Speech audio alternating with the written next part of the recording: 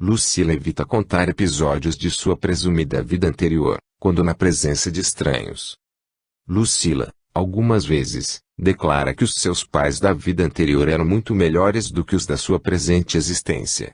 Não se relaciona muito bem com seu atual genitor. Entretanto, afirma que se harmonizava bem mais satisfatoriamente com o anterior, Roberto. O pai da personalidade anterior era muito ocupado com os negócios do banco onde trabalhava. Por esta razão, ela era levada pela mãe aos passeios recreativos. Nesta ocasião eram conduzidas de carro por um motorista particular. Assim, Lucila faz constantes paralelos e comparações entre a presente e a anterior situação. Ela nasceu de 8 meses, mediante uma cesariana, e agitada quando dorme. Nos primeiros 7 ou 8 meses de vida, chorava muito durante a noite. Reluta em alimentar-se pela manhã. Não obstante, seu aspecto é bom e aparenta ótima saúde. Há uma peculiaridade interessante entre as informações de Lucila. Ela costuma mencionar a Rua Santa Cruz. Esta rua fica no bairro de Vila Mariana, em São Paulo. No entanto, ela e seus pais residem em uma rua situada no bairro de Vila Gumercindo, também em São Paulo. É significante este fato, pois a Rua Santa Cruz é caminho da Vila Mariana para a cidade de Santos. Teria, esta particularidade, relação com a viagem em que ocorreu o acidente que matou Mariana, personalidade anterior. Teria ela morrido em algum trecho da estrada que liga São Paulo a Santos? Deolina, mãe de Lucila, contou-nos um episódio que se passou com sua filha, sem dúvida, bastante significativo. Em uma ocasião, durante uma viagem efetuada por estrada sem pavimentação, Lucila e seus pais foram surpreendidos por forte chuva. O genitor de Lucila dirigia o carro em que viajavam. Devido ao aguaceiro, a estrada tornou-se escorregadia, resultando daí, em certo trecho, uma ligeira derrapagem do veículo. Naquela ocasião, Lucila entrou em pânico. Gritando apavorada, exclamava: "Não deixe o carro bater!" E, apesar do frio que fazia na ocasião, ela transpirava intensamente. A posição deste caso. Na fase em que se encontra o presente caso, ele oferece boas evidências favoráveis a uma interpretação reencarnacionista. Todavia, tais evidências são ainda insuficientes para suportar o inevitável criticismo daqueles que se colocam em posição antagônica à ideia da reencarnação. A interpretação mais imediata seria a de que se trata de um episódio forjado pela fantasia infantil de Lucila. Ou então, um caso de imaginação fértil da mãe da garota, desejosa de afirmar sua crença na sobrevivência e na reencarnação. Digo da mãe, porque o pai é descrente e contrário às ideias desta categoria, chegando mesmo a opor-se à investigação do caso da filha. Devido às razões expostas anteriormente, embora cautelosamente, estamos tentando descobrir onde se encontram os pais da falecida Mariana, visando auxiliar a equipe do IBPP se forem encontradas estas pessoas. O caso assumirá maior consistência, embora os opositores da reencarnação possam imaginar inúmeras outras explicações para invalidar a tese reencarnacionista. Os dados fornecidos pela garotinha, como é natural, não oferecem muitas pistas seguras para uma investigação fácil e imediata. Por isso, precisamos trabalhar as informações obtidas e enriquecê-las um pouco mais. Assim, por exemplo, seria importante avaliar-se o ano, aproximadamente, em que Mariana faleceu. Este dado reduziria o número de variáveis a serem enfrentadas em uma busca no noticiário dos jornais ou em registros oficiais. Para o cálculo da época, ano, provável do falecimento da personalidade anterior, temos de partir do ano do nascimento de Lucila, 1983. De acordo com levantamentos feitos sobre casos de lembranças reencarnatórias registrados em crianças, pelo Dr. Ian Stevenson, Dr. Carl Muller e IBPP, a média do tempo de intervalo entre a morte e o renascimento, reencarnação, desses pacientes é de 6 anos. Para o Brasil, a média encontrada foi 8 anos. A variação, entretanto, pode ser de 32 anos. Admitido que a reencarnação de Mariana tenha ocorrido de acordo com as médias encontradas, os anos mais prováveis da sua morte seriam 1983 a 6 igual 1977, Pela média geral 1983 a 8 igual 1975, pela média do Brasil. Considerando-se, porém, as variações possíveis, teríamos as seguintes datas: 1982, 1981, 1980, 1979, 1978, 1977, 1976, 1975, 1974, 1973, 1972 e 1971. São estes os anos em que se deve, inicialmente, fazer a pesquisa de noticiário ou registro oficial. Os outros dados precisos fornecidos por Lucila são os seguintes: local do acidente que vitimou a personalidade anterior, estradas para Santos, Imigrantes ou Anchieta, ou estradas para o Rio de Janeiro, marginais do Tietê ou Via Dutra. Parece mais provável o caminho para Santos. Nome das vítimas do acidente: Mariana, Carolina e Senhora Edith. Hora presumível do acidente: 3 horas, mais provável 15 horas. Nome dos pais de Mariana: Sr. Roberto e Sra. Leila. Capítulo 15. Pitágoras e a reencarnação. Conhece-te a ti mesmo e conhecerás o universo e os deuses. Aquele que não trouxer as suas mãos puras, não se acerque daqui. Inscrições na entrada do templo de Delfos. Os oráculos. Os oráculos constituíram a marca característica da Grécia Antiga e achavam-se disseminados por todo o país. De origem muito antiga, os oráculos preenchiam importante função social e religiosa naqueles primitivos tempos. Tanto os cidadãos comuns, como os próprios dirigentes de Estado, corriam pressurosos a consultar os oráculos, na ânsia de conhecer o futuro e, também, na esperança de obter a ajuda e os favores dos deuses para a solução de seus problemas cotidianos. A adivinhação, a profecia e o auxílio eram, portanto, a finalidade fundamental dos oráculos e, durante vários séculos, funcionaram eficientemente em benefício da população. Um corpo de sacerdotes, sacerdotisas e pitonisas exercia as funções de atendimento à numerosa clientela. As pitonisas ou pífias eram, mais propriamente, as sacerdotisas do oráculo de Delfos, consagrado a Apoio e situado nas vertentes sulinas do Parnaso. O deus Apoio era também cognominado Pítio, por haver matado a serpente Piton que perseguira sua mãe Latona.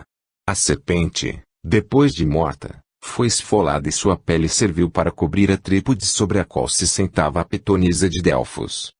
As pitonisas atendiam às consultas, achando-se em um estado de transe natural ou obtido por diversos meios, intoxicação pelas emanações oriundas das brechas vulcânicas no solo, ou produzidas artificialmente por meio da fumaça originada pela queima de ervas apropriadas, pela ingestão de bebidas minerais, por meio de sinais ou objetos alvos de psicometria, e pelos sonhos. Os oráculos mais famosos foram os de Delfos, Dodona, Epidaurus, e o de Trofônios. Entretanto, seu número era muito maior e encontravam-se espalhados por todo o país. O de Delfos era procurado por príncipes e pessoas famosas, heróis e gente de outras nações, que faziam longas jornadas para consultar a Pítia. Esta, depois de intoxicada pelos gases emanados do solo vulcânico, caía em transe e de sua boca espumarenta jorravam as palavras, abundantemente. Os sacerdotes interpretavam e davam sentido às comunicações assim obtidas, transmitindo-as em seguida aos consulentes postados diante do altar. O oráculo prenuncia Pitágoras. Um rico negociante de Samos e sua jovem esposa chamada Pártanis, efetuaram uma viagem e foram a Delfos para consultar o oráculo. A Pítia respondeu-lhes: tereis um filho que será útil a todos os homens em todos os tempos. Em seguida, recomendou-lhes que seguissem para Sidom, na Fenícia, a fim de que o filho prenunciado fosse concebido, formado e dado à luz longe das influências perturbadoras de sua pátria. Antes mesmo de seu nascimento, aquela criança predestinada foi consagrada pelos pais a Apoio. Aproximadamente no ano 580 a.C., nasceu daquele casal um formoso menino. Quando ele completou 1 ano de idade, a conselho dos sacerdotes de Delfos, foi conduzido por sua mãe ao templo de Adonai, em um vale do Líbano, para lhe ser abençoado pelo patriarca. Depois disso, a família regressou a Samos. O filho de Pártenes era excepcionalmente belo, brando de gênio e moderado. Em seus olhos brilhava a inteligência e seus atos revelavam uma secreta energia. A história não revela com segurança o nome que este singular menino teve em sua infância. Entretanto ficou, mais tarde, conhecido mundialmente pelo seu cognome, Pitágoras. A libertação pela matemática. Desde cedo, Pitágoras revelou intensa inclinação para adquirir o conhecimento científico daquela época. Depois de uma fase mítica, a partir do século 6 a.C., nas colônias gregas da Ásia Menor eclodiu uma nova forma de pensamento racional baseado nas realidades aprendidas da experiência humana diária. Como consequência da progressiva valorização da medida humana e da popularização da cultura efetuadas pelos gregos, surgiu uma nova mentalidade. Este novo aspecto do pensamento consistiu na coordenação racional dos dados da experiência sensível, visando a sua integração numa visão compreensiva e globalizadora. Desse modo, surgiram na Jônia as primeiras concepções científicas e filosóficas da cultura ocidental. Conforme as mais antigas tradições gregas, Tales de Mileto teria sido o primeiro filósofo. Segundo Aristóteles, foi Tales quem inicialmente atribuiu a origem do universo a uma causa material. Ela afirmava que a água era a origem de todas as coisas. Foi, portanto, a partir do século 6 a.C. que eclodiram as primeiras formulações filosóficas e científicas do Ocidente e floresceram os grandes pensadores de Mileto, de Samos e de Éfeso. E Pitágoras encontra-se justamente incluído entre os primeiros gênios daquela fase da cultura jônica. Nesse mesmo século 6 a.C., ocorreu uma reviviscência da religiosidade em certas regiões da Grécia. Este movimento fora, inclusive, estimulado pelos tiranos, com o objetivo de enfraquecer a influência da antiga aristocracia que se intitulara descendente dos deuses. Os cultos populares ou estrangeiros eram, assim, os mais favorecidos pelos tiranos. Tais religiões de mistérios tinham um caráter iniciático, isto é, o candidato, independentemente de sua origem ou categoria social, após uma triagem preliminar era submetido a uma iniciação progressiva, durante a qual estava sempre sujeito a ser eliminado. Seu crescimento era feito por etapas, durante as quais conquistava níveis sucessivos de aperfeiçoamento moral e intelectual. Dentre estas religiões iniciáticas, destaca-se o culto de Dioniso, originário da Trácia. Este culto converteu-se no núcleo do orfismo, religião fundada por Orfeu, que teria recebido primeiro a revelação de certos mistérios. Estes foram transmitidos a iniciados, sob a forma de poemas musicais. O orfismo era, por conseguinte, uma religião essencialmente esotérica, isto é, transmitida em forma secreta e exclusivamente a iniciados. Os adeptos dessa religião acreditavam, entre outras coisas, na imortalidade da alma e na metempsicose, ou seja, na reencarnação.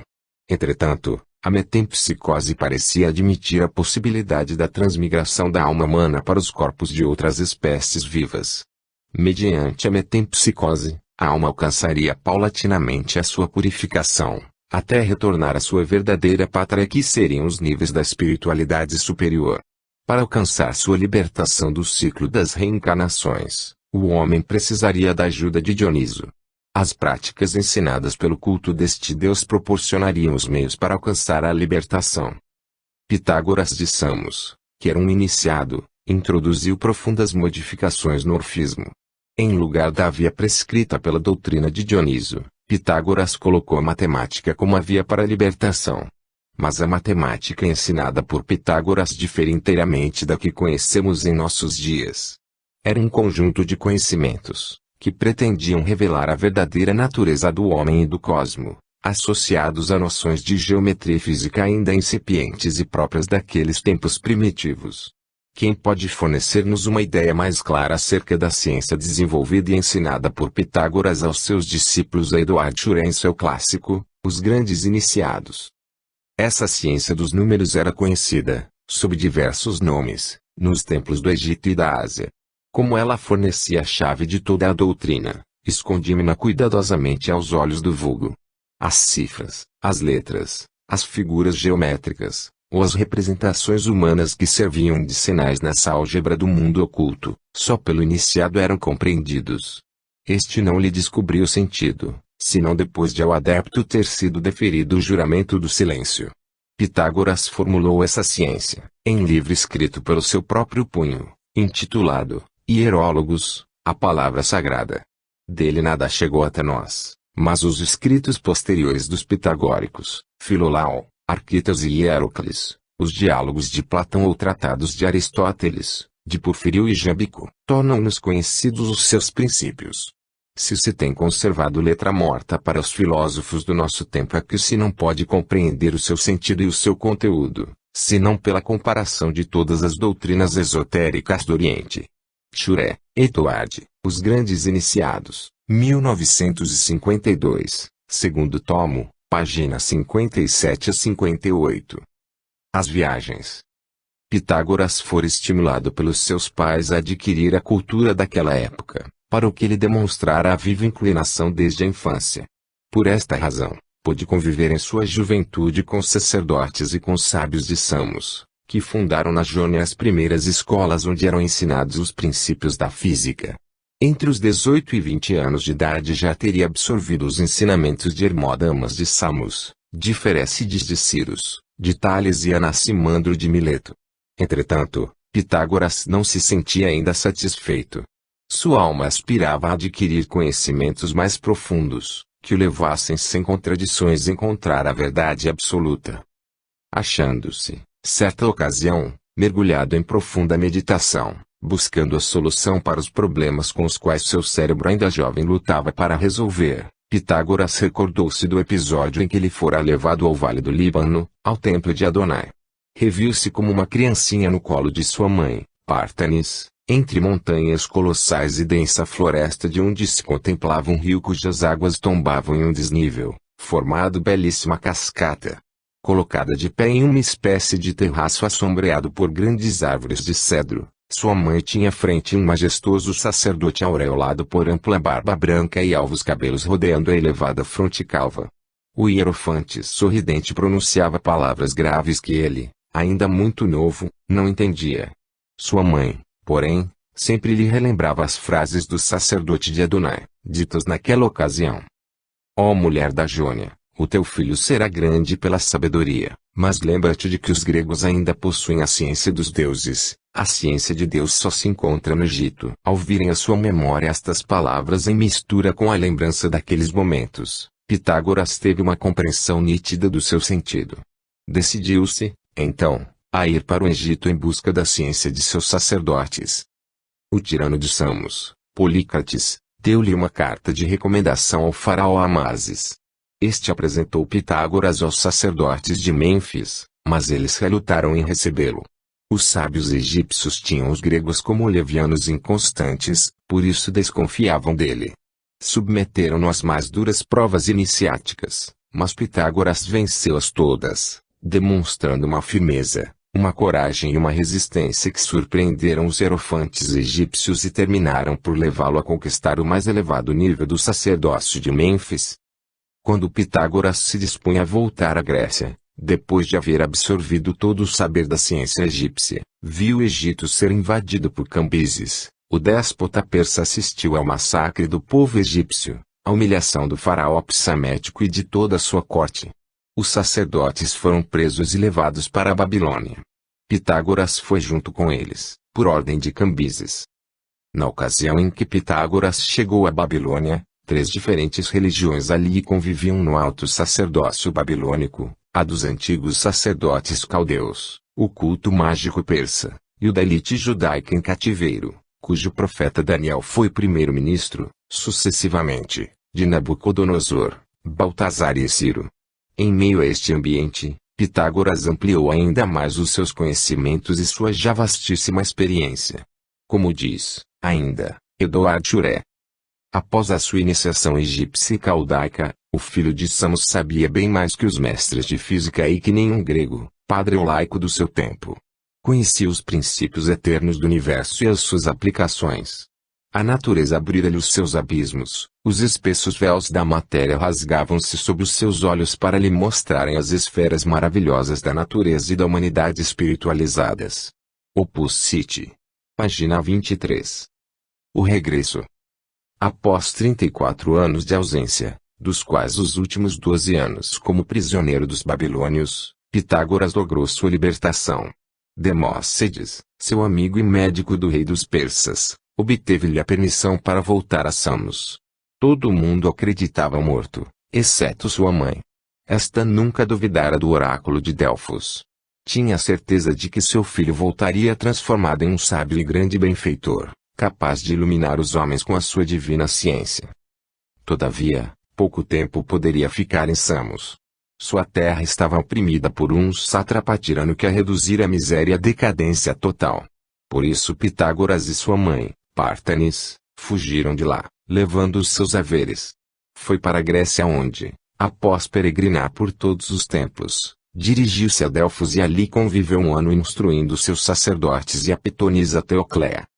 Aconselhado pelo oráculo de Apoio, Pitágoras seguiu para Crotona. Ali fundou uma ordem e ensinou sua doutrina, inicialmente com grande êxito. O Holocausto.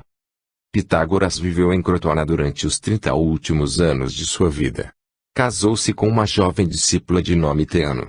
Exerceu uma profunda e benéfica influência sobre os cidadãos de Crotona, onde era considerado um semideus em razão de sua sabedoria e poderes sobrenaturais.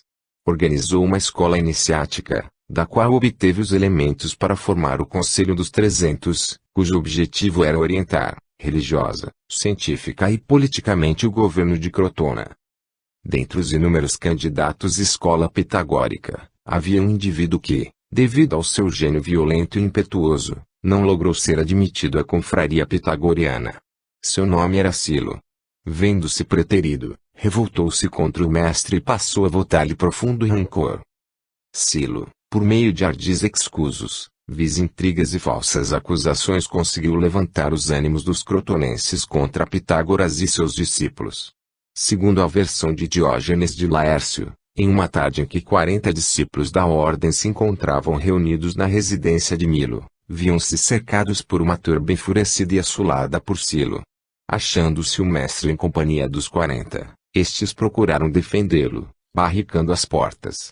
Dirigidos pelo feroz Silo, os assaltantes incendiaram a casa. Pitágoras e mais 38 de seus discípulos pereceram no incêndio e nas mãos dos agressores. Só 2 escaparam e lograram fugir, Arquipo e Lisis. Outros discípulos, além dos 40 sacrificados, fugiram e espalharam-se pela Sicília e pela Grécia, levando para toda a parte os ensinamentos do grande mestre.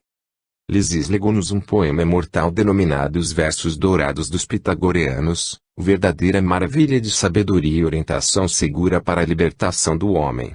Estes versos contêm a súmula dos sublimes ensinamentos de Pitágoras.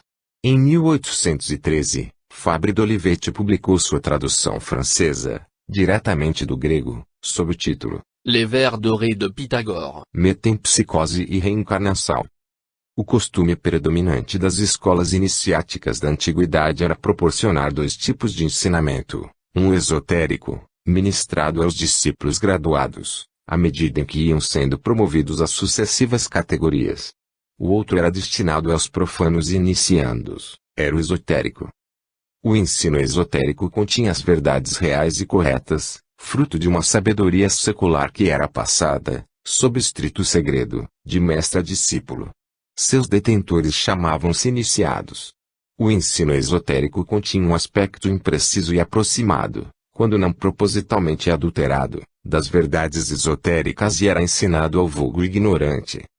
Assim, veio até nós a palavra metempsicose, levada por Pitágoras à Grécia. O ensino esotérico acerca da metempsicose era o mesmo que hoje conhecemos com o estudo da reencarnação. Seu significado implica a evolução biológica através do mecanismo das vidas sucessivas em progresso contínuo, sem retrocesso. Daí decorre que as espécies vivas seguem uma trilha evolutiva, em que as menos aptas são sucedidas pelas melhor aparelhadas, para sobreviverem e se reproduzirem em contínuo processo seletivo. Desse modo, o homem deve proceder de espécies vivas ancestrais e primitivas, biologicamente menos evoluídas. Pela lei da reencarnação deduz-se que o espírito humano deve ter peregrinado ao longo do trajeto evolutivo biológico, tendo animado certas espécies animais mais primitivas que precederam o surgimento do homem atual. De acordo com esta proposição, o espírito humano, ao reencarnar-se, não pode voltar a animar corpos de espécies biológicas inferiores. Tal fato contrariaria a lei da evolução biológica. Os iniciados sabiam disso, sem dúvida alguma. Sabiam que, embora o espírito humano houvesse passado pelas fases evolutivas da animalidade ancestral, ele não poderia mais regredir, animando as espécies inferiores.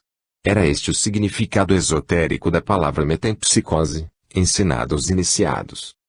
Ao vulgo, ao povo ínscio, ensinava-se também a reencarnação, sob o rótulo de metempsicose. Entretanto, omitia-se a chave que conferia à palavra metempsicose o seu correto significado. Ensinava-se esotericamente que a metempsicose implicava a possibilidade do espírito que animou uma pessoa vir a renascer como um animal irracional e até mesmo como vegetal. Esta metempsicose regressiva era, inclusive, invocada à guisa de admoestação, para conter os excessos de certos indivíduos faltosos. O temor dessa espécie de metempsicose foi, mais tarde, substituído, nas religiões judaico-cristãs, pelo medo do inferno. Atualmente, o termo metempsicose caiu em desuso devido à sua conotação esotérica, a única conhecida da maioria. Em seu lugar usa-se internacionalmente a palavra reencarnação, que corresponderia ao significado esotérico de metempsicose, certamente ensinado por Pitágoras aos seus iniciados. Capítulo 16. Reencarnação e aumento populacional. Senso comum é o conjunto de preconceitos sedimentados na mente antes da idade dos 18 anos. Albert Einstein. Uma pergunta constante. Uma das indagações mais comuns feitas por pessoas leigas, embora inteligentes, quando se fala acerca da reencarnação, é a seguinte: de onde provêm os espíritos que estão se reencarnando atualmente, uma vez que a população mundial sofreu um aumento enorme, do passado para cá, e continua aumentando em ritmo acelerado. Mesmo alguns espíritas, que naturalmente se acham familiarizados com as ideias reencarnacionistas, costumam formular a pergunta acima referida. De fato, pode parecer, à primeira vista, estranho que o fluxo crescente de nasceturos ainda não tenha esgotado a reserva de espíritos disponíveis para as reencarnações em processamento. Como um exemplo do crescimento populacional, vamos apontar os dados referentes aos anos de 1650 e 1987. Em 1650, a população mundial era cerca de 470 milhões de habitantes. Em 1987 já havia atingido aproximadamente 5.026 bilhões, ou seja, quase 11 vezes a população no ano de 1650. The 1988 Information Please Almanac, New York, 1988, p. 139. Antes de 1650, a população mundial provavelmente teria sido menor ainda, pois as guerras, os cataclismos, as epidemias aliadas à carência de saneamento e de medicamentos eficazes, assim como os morticínios devidos à ignorância, à falta de higiene e ao fanatismo religioso, deviam ter contribuído para conter o exagerado aumento populacional. Consultando-se as estatísticas mundiais, observa-se que o crescimento demográfico vem realmente assumindo uma rápida aceleração. No ano 2000, já atingimos cerca de 6 bilhões de habitantes em todo o mundo. Como pode ver-se, a pergunta a respeito de onde estão provindo os espíritos indispensáveis para suprir o vultoso aumento populacional é, sem dúvida, muito razoável e pertinente. Tentaremos respondê-la, a seguir. Primeira fonte: a evolução das espécies. A primeira fonte de produção dos espíritos humanos deve ter sido a evolução das espécies animais. Segundo os dados mais confiáveis, resultantes das pesquisas paleoantropológicas, os primitivos primatas que teriam, muito mais tarde, dado origem ao homem surgiram há cerca de 70 milhões de anos, no Eoceno. Foram necessários 25 milhões de anos para que eles chegassem a atingir o nível do Parapithecus, Inonos, e do Aegyptopithecus, macacos, do Oligoceno. Um intervalo de mais 10 milhões de anos possibilitou a esses macacos atingirem, no Mioceno, o nível do Dryopithecus e do Ramapithecus. Este último perdurou evoluindo por mais milhões de anos, passando pelo Plioceno, até atingir o Pleistoceno inferior, cujo início é estimado em 14 milhões de anos antes da nossa era atual. No Pleistoceno inferior, entre 4 e 1 milhão de anos atrás, surgiram, por evolução do Ramapithecus, os primeiros hominídeos, os Therofonten, os Injanthropus, o Australopithecus africanus, o Australopithecus robustus, o Homo habilis e, provavelmente, o Homo erectus. Estes macacos homens começaram outra fase evolutiva mais rápida, graças à ação seletiva dos glaciários que tiveram início no começo do Pleistoceno médio, há 1 milhão de anos atrás. Os glaciários de Guns, Mindel e Fiz duraram cerca de 850 mil anos, compreendendo todo o Pleistoceno médio. Durante este longo período o Homo erectus atingiu o nível do neandertalense que, durante 80 mil anos, se dedicou a lascar a pedra para fabricar suas armas e utensílios de caça. Este espécimen viveu ao longo da primeira parte do Pleistoceno superior, durante o interglaciário que separa a glaciação de Risa de Urm. Durante o glaciário de Urm, iniciado há 70 mil anos, surgiu o Homo sapiens a cuja espécie nós pertencemos. Wachter 1977. Uma reflexão mais profunda a revelar-nos a maneira como, durante cerca de 70 milhões de anos, a natureza conseguiu transformar os antiquíssimos primatas do Eoceno nos homens do Pleistoceno superior. Se pensarmos no número enorme de criaturas que proliferaram durante esse imenso período de tempo, poderemos compreender a existência de bilhões de espíritos ainda disponíveis nos planos espirituais, alimentando o atual fluxo reencarnatório.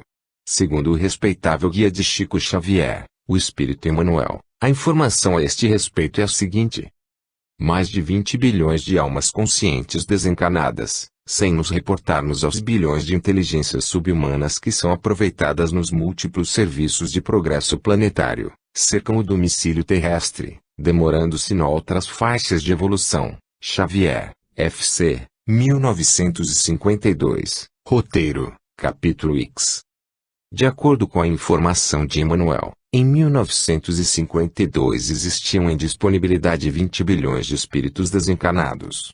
Em 1950, a população do mundo era 2.513 bilhões. Em 1960, já se contavam 3.027 bilhões de encarnados. Em base destas cifras, podemos estimar em 2.616 bilhões a população da Terra em 1952, contra 20 bilhões de espíritos disponíveis nos planos espirituais. De 1952 a 1989, a população passou a 5,2 bilhões. Portanto, restam ainda cerca de 17,5 bilhões de espíritos em disponibilidade para reencarnar. Esta cifra enorme de pretendentes à vida neste planeta poderá provocar a temida superpopulação prevista para o ano 2030, quando a Terra teria de abrigar cerca de 14 bilhões de criaturas humanas, segundo os estudos de Uri Shipke, Futuro, Imagem do Mundo de Amanhã, Shipke, 1979. Segunda fonte, a imigração interplanetária. Esta seria uma segunda fonte de abastecimento de espíritos para alimentar o crescente fluxo reencarnatório. A imigração interplanetária, desde que demonstrada, poderia ter dois aspectos diametralmente opostos. Ela ajudaria a explicar a manutenção do constante aumento populacional da Terra. 2. Justificaria a possibilidade de um futuro expurgo planetário, decorrente dos inconvenientes de uma superpopulação, ou como consequência de posterior colonização de alguns planetas do nosso sistema solar. Nesta alternativa, a Terra teria de suprir a necessidade de habitantes desses novos domicílios planetários. Se isso ocorrer futuramente, a Terra irá reduzir a sua atual população tanto encarnada como desencarnada. De acordo com algumas fontes informativas, por enquanto não consideradas válidas sob o ponto de vista científico, a Terra teria sido visitada, em certa época do passado, por seres inteligentes extraterrestres. O objetivo desses alienígenas aqui aportados seria o preparo da transferência para nosso planeta, de grande número de espíritos expulsos de um mundo semelhante ao nosso e pertencente a outro sistema solar. A análise atenta dessas informações leva à conclusão de que algumas missões de especialistas em engenharia genética e outras técnicas aqui estiveram com o fito de preparar raças humanas adequadas aos espíritos que deveriam reencarnar-se em nosso planeta. Provavelmente, esse preparo genético teria sido realizado por meio de cruzamentos controlados entre os espécimes humanos autóctones e os do mundo distante. Talvez estivessem tão adiantados tecnicamente, ao ponto de efetuarem inseminações artificiais e outras operações que já sabemos realizar, atualmente, neste início do século XXI. Algumas tradições encontradas em povos de origem muito antiga mencionam visitantes vindos dos céus, aos quais denominam de anjos ou deuses. Entretanto, pelo comportamento desses supostos anjos, tem-se a impressão de tratar-se de cosmonautas que vieram para cá com alguma missão bem definida. Um exemplo de referência a esses presumíveis visitantes vindos à Terra, oriundos de um mundo mundos mais adiantados, é o livro de Enoch. Este livro foi retirado do conjunto de livros que compõem a Bíblia, por ser considerado apócrifo. Até o século XVIII, o nome de Enoch era citado apenas em alguns trechos do Velho e do Novo Testamentos, exemplos, Gênesis 4, 17, 18, primeira referência a esse nome, como filho de Caim. Gênesis 5, 18, 21, 22 e 24, segunda referência a Enoch, dado como filho de Jared e pai de Metuselá, provavelmente o verdadeiro Enoch, cujo livro relata a visita de extraterrestres, Lucas 111:37, Hebreus 11, 5, e a Epístola Universal de S. Judas, vers. 14. Um viajante inglês, de nome Bruce, descobriu uma versão etíope do livro de Enoch, que se encontrava desconhecida até o mencionado século XVIII. Em 1821 foi lançada a sua tradução para o inglês e, daí, inúmeras outras em francês e alemão foram publicadas. A versão brasileira foi obtida do tomo 23, do Dictionary des Apocryphes, 1856, Ab. Migne. O livro de Enoch, trad. Por Márcio Puglisi e Norberto de Paula Lima, São Paulo, Emus, 1977. No capítulo 7, do livro de Enoch, leiam-se os seguintes versículos iniciais. 1. Quando os filhos dos homens se multiplicaram nesses dias, sucedeu que suas filhas eram elegantes e belas. 2. E assim que os anjos, os filhos dos céus, as viram, tomaram-se namorados delas e se disseram uns aos outros: escolhamos mulheres da raça dos homens e tenhamos filhos com elas. Os versículos seguintes contam como Samiasa, o chefe desses anjos filhos dos céus, a princípio se sentiu temeroso em permitir que seus subordinados realizassem a desejada aventura. Finalmente ele cedeu sob a pressão de seus comandados, os quais se comprometeram, através de um pacto mútuo, a dividir entre si a responsabilidade dos seus atos. Os referidos anjos deviam ser uma espécie de cosmonautas, pois, conforme explica o versículo 7, eles eram em número de 200, que desceram em Aradis, lugar situado nas vizinhanças do Monte Hermon. Esta montanha recebeu este nome de Hermon, para perpetuar a lembrança do pacto que fizeram entre si sob juramento. Esses estranhos visitantes tinham por chefe geral o referido Samiasa. Por sua vez, este último partilhava o comando com os seguintes subchefes: Uracabarameel, Aquibel, Tamiel, Ramuel, Danei, Askel, Saraquimiel, Azael, Armeus, Batanal, Anani, Zavebi, Sansavel, Ertael, Turel, Iomiael e Arazael. Pelas descrições, a designação de anjos foi-lhes dada porque eles teriam vindo dos céus em naves espaciais. Deviam ser semelhantes aos homens e feitos de carne e osso como nós, tendo em vista o seu comportamento expresso no versículo 10. Escolheram cada um uma mulher, e se aproximaram e coabitaram com elas, ensinaram-lhes a feitiçaria, os encantamentos, e as propriedades das raízes e das árvores.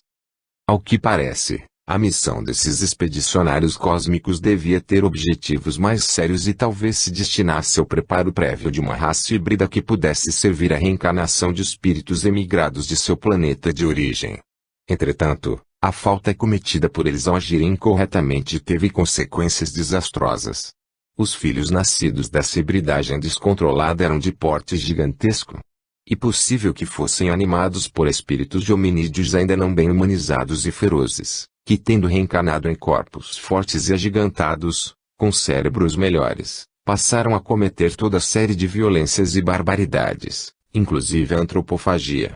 O problema tornou-se gravíssimo, ao ponto de suscitar medidas repressivas bastante enérgicas, por parte do governo do mundo de onde vieram os referidos expedicionários rebeldes. No Velho Testamento da Bíblia, em Gênesis 6, podem encontrar-se notícias desses estranhos visitantes aqui aportados e denominados filhos de Deus. Por exemplo, 1. Quando os homens começaram a multiplicar-se sobre a terra e lhes nasceram filhas. 2. Viram os filhos de Deus que as filhas dos homens eram formosas, e tomaram para si mulheres de todas as que escolheram, etc. Alguns sinais de grandes proporções, bem como construções e monumentos ciclópicos encontrados em diversas partes do mundo têm sugerido hipóteses favoráveis à crença em visitantes alienígenas vindos à Terra, no passado, e detentores de técnicas avançadas. Esses extraterrestres talvez tenham deixado tais sinais como marcas típicas de sua presença aqui, em remotas eras. Alguns exemplares desses sinais poderiam ser os seguintes: as marcas no solo rochoso da planície de Nazca, no Peru, os achados de Tiwanaku, as grandes pirâmides do Egito, as estátuas da Ilha da Páscoa, os mapas de Piri Reis, etc. Daniken, Erifon, 1970. Finalmente, o Espírito Emmanuel forneceu-nos, através da psicografia de Chico Xavier, um relato minucioso acerca da vinda para o nosso planeta Terra, de grandes levas de espíritos exilados de um dos orbes do Sol que apela a uma estrela da constelação do Cocheiro. Eis um trecho da impressionante revelação de Emmanuel, intitulado O Mundo em Transições.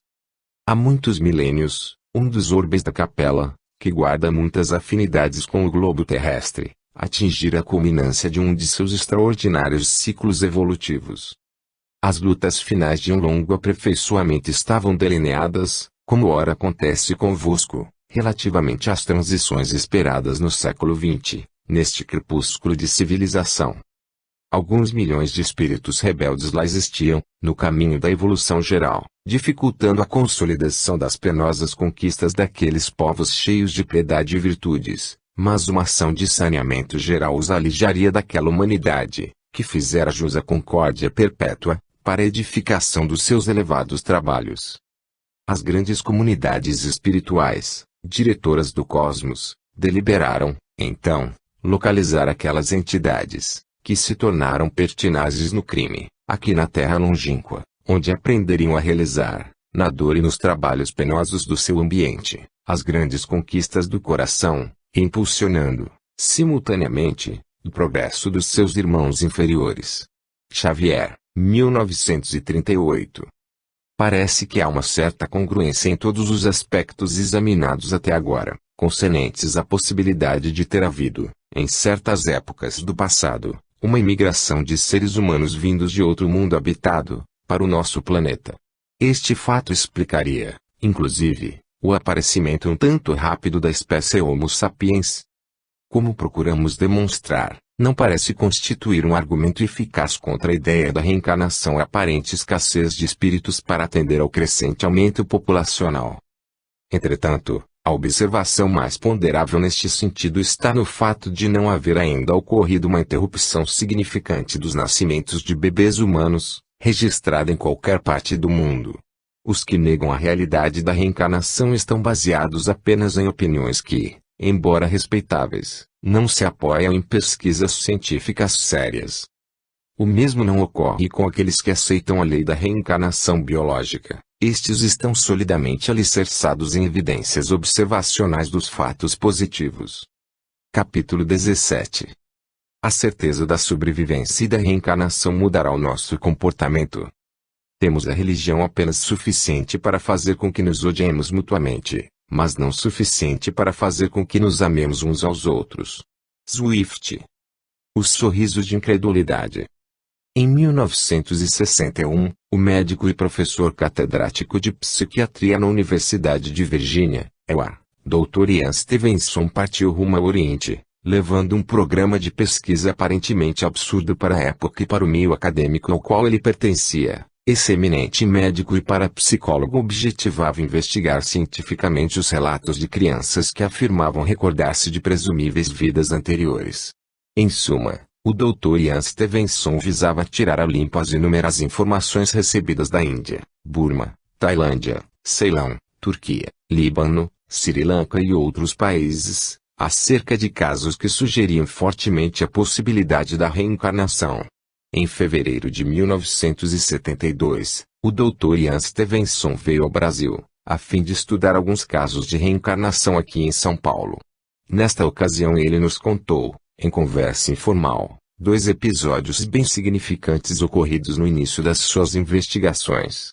Eis quando, em 1961, ele resolvera partir para a Índia, em busca dos casos que sugeriam reencarnação. Os seus colegas, ao se despedirem dele, não conseguiram disfarçar certo sorriso de incredulidade ou ironia. A reencarnação, para eles, soava como um absurdo, um nonsenso ou mera crendice sem qualquer apoio na realidade dos fatos positivos. Ao chegar à Índia, ele procurou entrevistar-se com um dos inúmeros sábios autênticos lá existentes. Recebido por um deles, ambos entretiveram cordial colóquio durante algum tempo. Indagado pelo guru acerca dos motivos que levaram o Dr. Stevenson a interessar-se pela reencarnação, este declarou que uma das razões seria a possibilidade de melhoria do comportamento dos americanos, caso ficasse cientificamente demonstrada a realidade do renascimento após a morte dos indivíduos. Seria, além disso, uma evidência fortíssima a favor da sobrevivência. Isto provavelmente contribuiria para a melhoria dos seus concidadãos, no concernente ao caráter. A esta altura, Dr. Stevenson surpreendeu-se ao ver o sábio indiano esboçar um sorriso, mostrando também um ar de incredulidade. Não se iluda, professor, aqui na Índia, quase todos creem na reencarnação, e nem por isso os indianos têm um comportamento melhor do que o dos americanos. Foram estes os sorrisos de incredulidade suscitados pela ideia da reencarnação. O primeiro, esboçado pelos colegas do professor Stevenson quando este lhes revelou que pretendia pesquisar um fenômeno inexistente para eles. O outro sorriso foi esboçado pelo sábio indiano, cuja longa experiência lhe demonstrou a ineficácia da crença na reencarnação, no sentido de promover a melhoria do comportamento dos indivíduos. Vamos refletir sobre esta questão e tentar obter uma resposta para a indagação contida no título deste artigo. A ciência mudou radicalmente a nossa visão da realidade. O modelo da nossa concepção acerca da realidade vem sofrendo contínuas mudanças. Inicialmente os homens acreditavam que a Terra era plana e que fosse o centro do universo. O mundo fora criado por um Deus único ou por vários deuses co-criadores regidos por um deles considerado mais poderoso. Após a morte, sobreviveria uma outra parte do indivíduo, cuja sorte boa ou má dependeria do bem ou do mal que ele houvera praticado durante a sua existência. Algumas culturas acreditavam em um julgamento da alma sobrevivente, seguido de recompensa ou castigo. Por outro lado, certos sistemas religiosos, principalmente os orientais, admitiam o renascimento após um período de intermissão, durante o qual a parte sobrevivente sofreria as consequências dos atos praticados na última existência. Estes resultados poderiam continuar ao longo das encarnações seguintes, sob a forma de uma espécie de karma. Havia diferentes maneiras de conceber-se o castigo ou a recompensa, de acordo com o mau ou o bom comportamento do indivíduo. Estas regras eram ensinadas pelas elites religiosas e visavam conter os procedimentos criminosos daqueles mais inclinados à prática do mal. Assim, por exemplo, fazia-se crer às pessoas ignorantes que o renascimento poderia ocorrer em outras espécies animais inferiores, e até mesmo em outros reinos. Era a metempsicose, muito vulgar no Antigo Egito, e ensinada na Grécia por Pitágoras, 580 a.C. A visão do mundo e da nossa realidade subjacente, adquirida após a conquista do método científico, sofreu profundas modificações. A Terra deixou de ser o centro do universo. Este adquiriu proporções inimagináveis. Sua criação, provavelmente, teve início há cerca de 15 bilhões de anos, tendo surgido de uma tremenda explosão cósmica, o denominado Big Bang. Aparentemente não houve um ato divino da criação do mundo e de seus componentes. Parece mais certo que infinidade de seres vivos e objetos inanimados, existentes na Terra, e eventualmente em outros orbes, surgiram por obra e graça de leis naturais evolutivas. O homem, que se acreditava ter sido o alvo final da criação de Deus, foi colocado pela ciência em modesto ramo da árvore genealógica dos demais seres vivos. Os sucessos do método científico na produção de recursos materiais capazes de aliviar o trabalho manual, aumentar a produção de bens de consumo, dominar grande parte das epidemias, facilitar o transporte e a comunicação, enfim promover a recente e bem-sucedida revolução tecnológica e industrial, fizeram com que a maioria das pessoas acreditasse mais na ciência positivista e materialista, do que nas doutrinas religiosas e espiritualistas.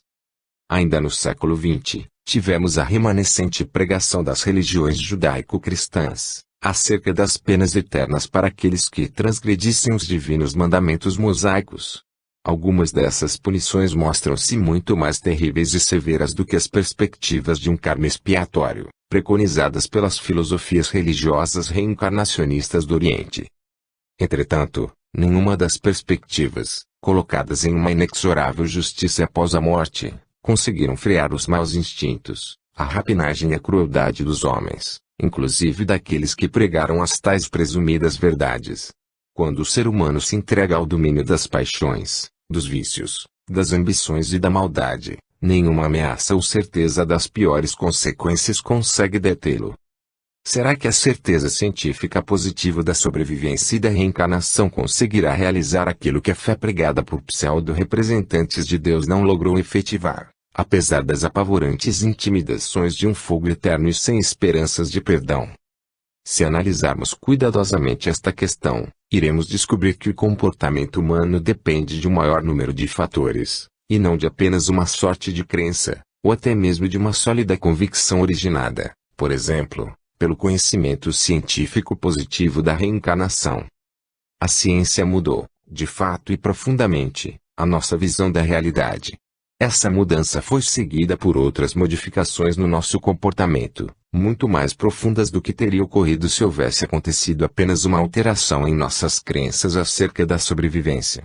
Os povos do Oriente atravessaram milênios, crendo na reencarnação. Os do Ocidente passaram séculos acreditando na sobrevivência após a morte, tendo o céu, o inferno e o purgatório como destino certo dos que morrem.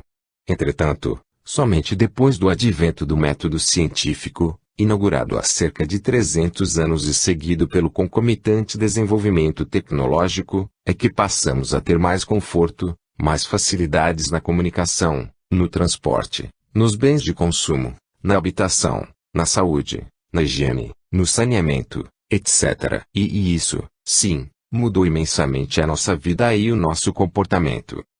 E verdade que muitos outros problemas têm surgido, tais como a poluição, o superpovoamento, a criminalidade, as drogas, as guerras, as crises políticas e econômicas. Mas há esperanças de, com o tempo, acertarmos essas desarmonias. Os espíritos malignos. Antes de prosseguirmos, a partir deste subtítulo, queremos tornar claro que estamos cientes da eventualidade de algum leitor materialista interessar-se pela sua leitura. Tendo em vista o respeito e a consideração a que os materialistas têm direito, queremos esclarecer que a existência dos espíritos poderá ser encarada por esses dignos leitores, como uma hipótese de trabalho. A física tem, com sucesso, lançado mão de modelos hipotéticos, na pesquisa teórica dos fenômenos naturais. Um dos mais antigos modelos desse tipo foi o de Leucipo e Demócrito, 460–370 a.C., somente em 1808, Dalton, 1766 a 1844, publicou sua obra intitulada Novo Sistema de Filosofia Química, em que expunha as evidências de apoio à crença nos átomos dos elementos químicos. Entretanto, a hipótese do átomo foi muito útil e fecunda, mesmo antes de sua evidenciação através dos fatos. E é importante assinalar que, durante todo esse tempo, os átomos se mantiveram invisíveis. Sua existência e forma dependeram apenas de evidências indiretas. Ainda hoje em dia, A forma exata dos átomos é deduzida de equações matemáticas desenvolvidas por raciocínio abstrato, e não o resultado de uma observação visual direta. O microscópio eletrônico tem permitido obter-se fotografias de moléculas complexas, em cuja estrutura cristalina podem distinguir-se imagens difusas e pouco precisas de onde estariam os seus átomos componentes. Com os espíritos tem ocorrido algo semelhante ao que se deu com os átomos. As tradições religiosas e, ultimamente, a experiência das transcomunicações mediúnicas, TCM, e transcomunicação instrumental TCI, têm revelado a existência de espíritos devotados a vinganças e a todas as demais práticas do mal. Grande número dessas entidades mostra-se esclarecido acerca das leis espirituais. Por conseguinte, além da própria experiência de haver sobrevivido após a morte, tais espíritos conhecem a lei da reencarnação e a lei do karma. Não obstante esse conhecimento direto de semelhantes realidades, as referidas entidades persistem e se deleitam com a prática do mal. Alguns espíritos malignos contam dezenas de anos e até séculos de existência no astral, sem modificar o seu comportamento. Quando reencarnados, poderão eventualmente continuar suas atividades danosas, até mesmo se, por acaso, chegarem a aceitar alguma religião, ou travar conhecimento com espíritos do mesmo nível de evolução. Logo, a melhoria de um indivíduo nem sempre ocorre devido à sua convicção acerca da reencarnação, ou da sobrevivência após a morte do corpo físico. De fato, conhecemos inúmeras pessoas totalmente descrentes, materialistas sinceros, cujo comportamento serviria de magnífico modelo a muitos religiosos praticantes, inclusive a nós, espíritas convictos e bem informados acerca da doutrina. Por conseguinte, não basta o conhecimento puramente científico positivo da realidade da sobrevivência e da reencarnação. Precisamos conquistar novos modos de vivência e educação. A presumível razão das repetidas mensagens evangélicas. Temos ouvido, algumas vezes, reparos acerca do excessivo evangelismo contido nas mensagens espíritas recebidas pelos nossos médiuns confiáveis. Alguns críticos mais exigentes chegam a deplorar esta perda de tempo, de material gráfico e de oportunidade para maiores esclarecimentos científicos a respeito do além e de mais detalhes acerca da vida depois da morte. Tais reclamações têm ocorrido até da parte de espíritas já engajados no movimento há algum tempo. Antes de prosseguir, queremos esclarecer que a expressão excessivo evangelismo tem aqui o significado de superabundantes recomendações ou repetidas exortações à prática do bem, das virtudes, do amor ao próximo, da humildade, etc. De fato, ninguém pode negar a existência do aparente excesso de evangelismo a que aludimos. Entretanto, parece-nos oportuno fazer algumas considerações acerca das proporções numéricas que devem ser avaliadas criteriosamente, quando desejamos criticar sensatamente semelhantes questões. Tomemos como ponto de partida da obtenção de informações de caráter científico acerca dos espíritos, do plano espiritual e da fenomenologia hoje denominada genericamente paranormal, a fundação da London Dialectical Society em 1867. Portanto, este evento ocorreu há mais de um século.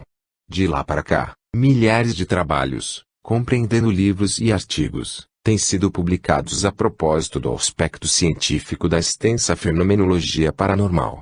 Em sua maioria, todo este acervo de importantes informações veio sendo rejeitado pelos céticos, por chefes religiosos e por cientistas, sob várias alegações.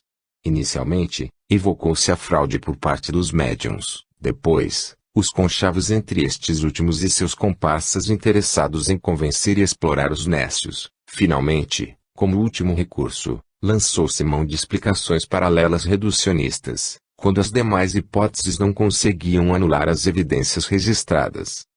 Ao que nos parece, as mensagens portadoras de evangelismo são mais recentes e, em comparação com o enorme volume do material científico já recebido dos espíritos, são relativamente pouco numerosas. Além disso, tais mensagens vêm mescladas, em muitas obras psicográficas, com precioso e abundante material informativo a respeito das características, as mais variadas, dos diferentes planos da espiritualidade. Tome como um dos melhores exemplos a série Nosso Lar, psicografada por Chico Xavier. Ocorre, porém, que os inúmeros problemas de ordem material na maioria das vezes impedem o estudo sério e a reflexão demorada a respeito dessas obras. Naturalmente, torna-se mais ameno assistir diariamente aos programas de TV, que não exigem esforço mental e satisfazem melhor a nossa necessidade de saber frivolidades, ou divertir-nos com banalidades. Quando não há TV, temos os jornais e revistas repletos de novidades e belas fotografias coloridas, que não cansam o cérebro e ajudam a dissipar o tempo, sem causar tédio. Mas, as inteligências espirituais não vêm